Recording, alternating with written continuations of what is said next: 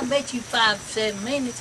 And when she went to coughing, that damn pussy went to jump and getting the head of my dick, and it went, oh, I said, you quit that, you're gonna make me come. Damn, next thing I knew it, I was jacking off all over her belly. My dick jumped out, and it jumped out, it begged that pussy so good.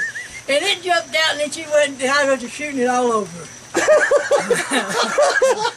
She liked that, I bet. She liked it. She liked it. That's a happy little story. Yeah. Well, that's It gives us all I hope. ain't lying, boy. I damn had to warn her out good, boy, and damn when she went to coughing, and and she went to that damn pussy, her, you know, it was every time she'd cough, that thing just grab it, dick, grab it, oh, damn, when it grabbed it, oh, it's too much, too much. I had to give it to her.